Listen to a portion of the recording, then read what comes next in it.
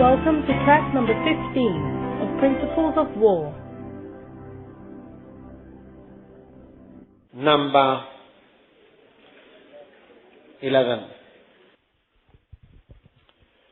Sustainability of the vision, of the mission.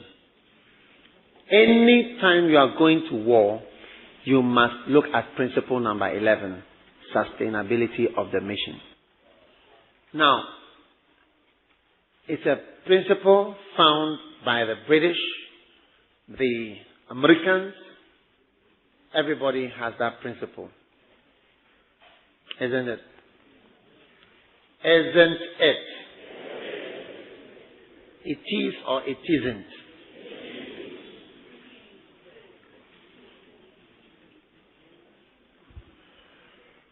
To sustain a force, the British put it this way, to sustain a force is to generate the means by which its fighting power and freedom of action are maintained.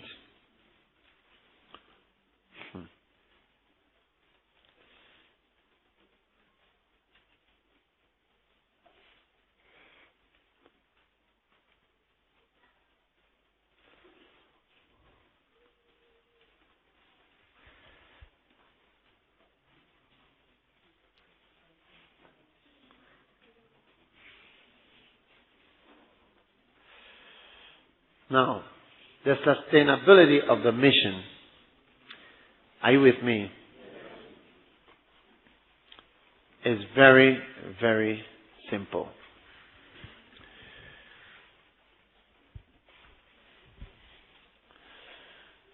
Should I give you a mnemonic to remember some of the principles?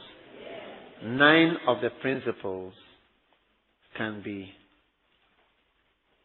you can use a mnemonic. Moss mouse. Moss mouse.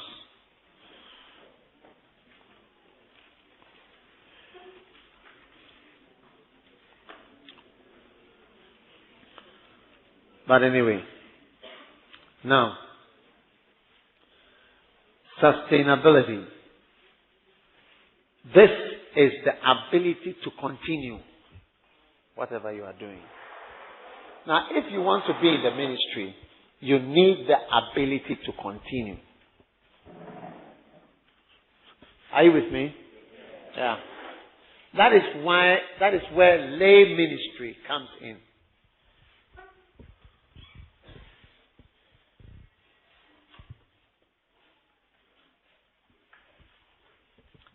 A lot of places, you cannot sustain the mission.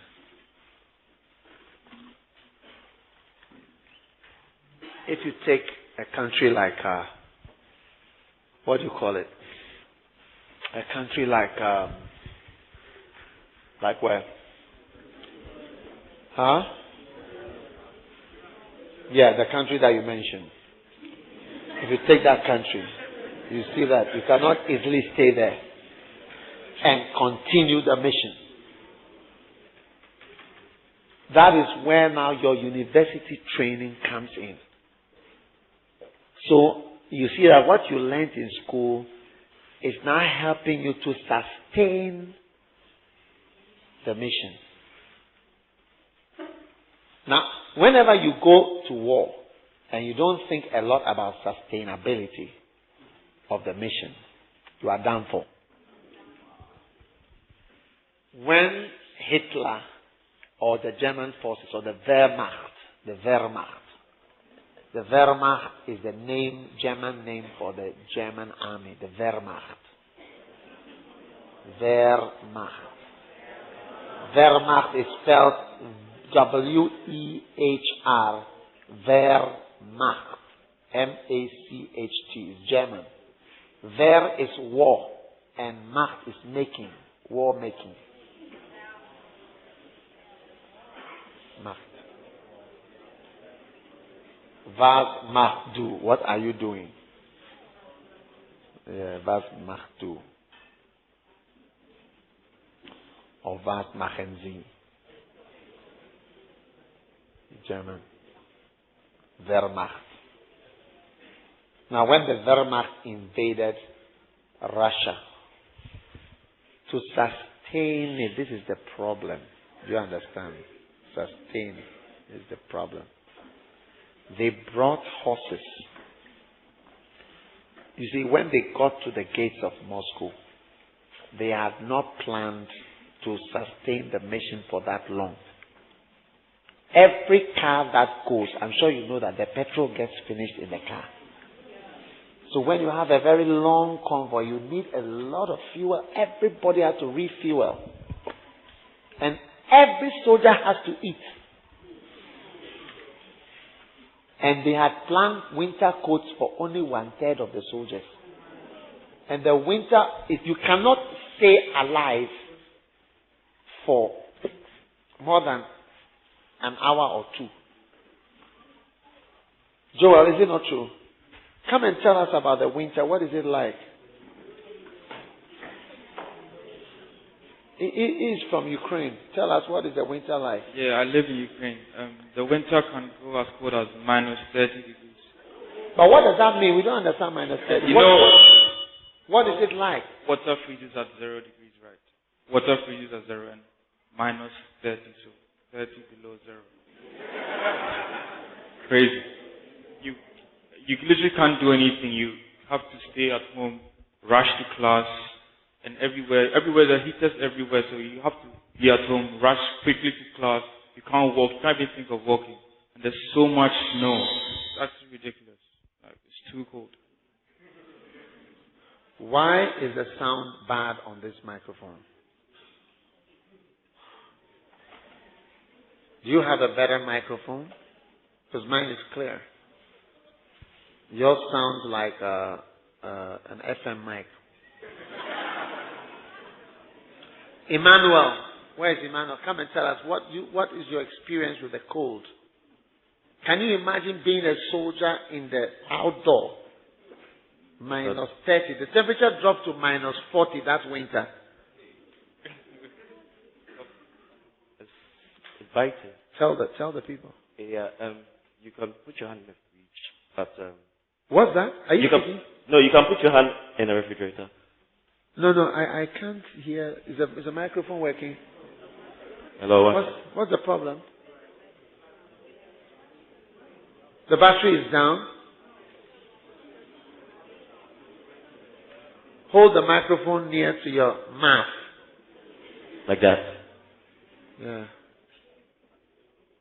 Okay. Hello.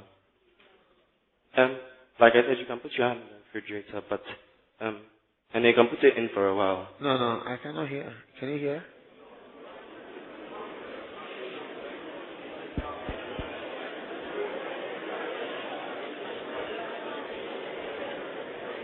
Hello. Actually, okay. You can put your hand into a freezer and take out something from it. You can literally leave your hand in for a bit, but then in the winter there, when you put your hands in for like 3 seconds, you feel biting cold. It's as if you put your hand in for a long time. And then when people buy water, they can just drop it in for a while, and then it gets really cold, and then they just carry it. Those who don't have fridges at home. You put it where? In the snow. You drop your bottle in for a bit and then carry it in. Carry it. For how long? You can maybe like it will take up to 10 minutes for it to get frozen, but then for it to get cold enough, 2-3 minutes. It becomes frozen in 10 minutes. Yeah, I mean it's quite deep, so you can put it in deep, and then it will get really frozen. If you just leave it on the surface, it will get cold. Anyways. People don't use freezers during winter. You don't use your freezer. Just open your window, put your things outside, and go to bed.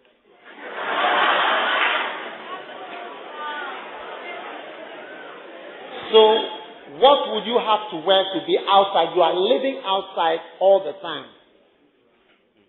Living outside all the time. Can you wear shoes? No. you have to wear those army boots with wool in them, and probably like 2-3 pairs of socks since you are staying outside. Yeah. Like woolen socks. You can't wear normal socks at all. The shoes have to be woolen inside. You should have fur inside. Your jacket, you should have a lot of thermal wear with a very heavy fur jacket if you're going to stay outside for that long. You can't stay outside for that long.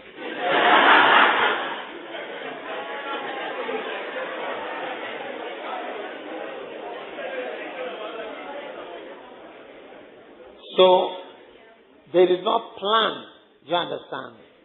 Because the blitzkrieg strategy was going to put them in Moscow long before winter. So when does winter come? The coldest part is maybe January, February, but it starts in December.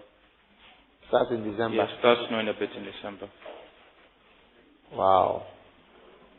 So they were not expecting that to happen to them. And by November, it started to get very cold. And they got stuck outside. So they dug the snow inside and they went in and said, every 2 hours a guard has to come to wake you in the snow to see if you are still alive. Yeah. So they were not, and then the fuel froze in the petrol tank.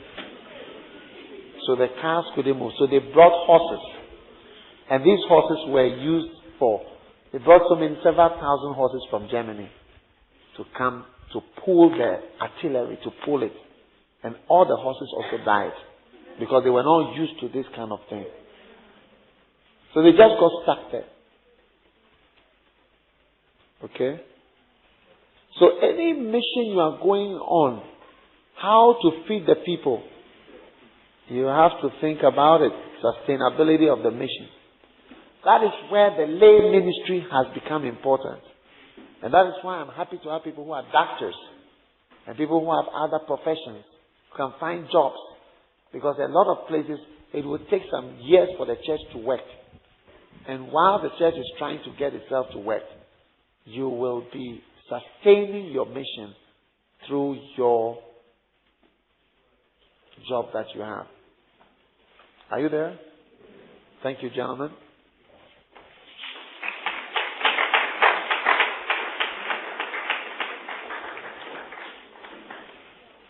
Wow.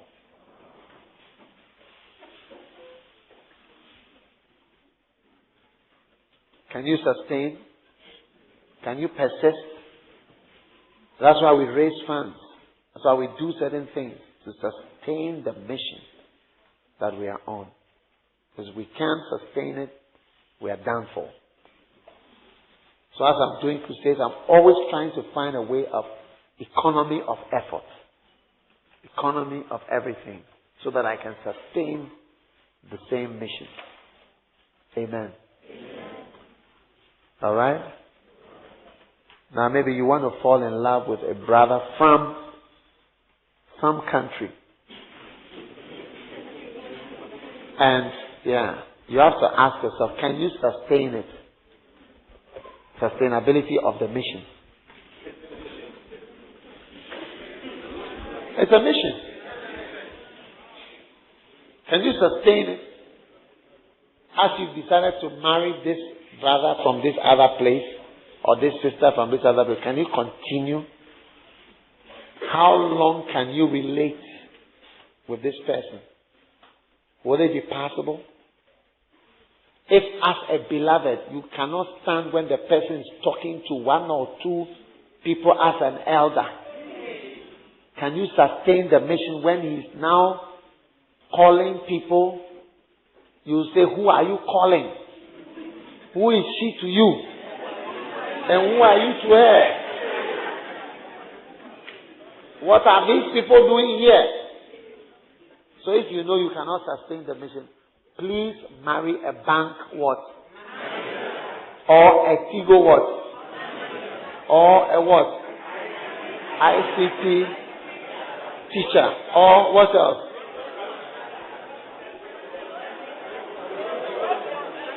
A road contractor. Or a minister in the government. Wow. Is it exciting? Next one.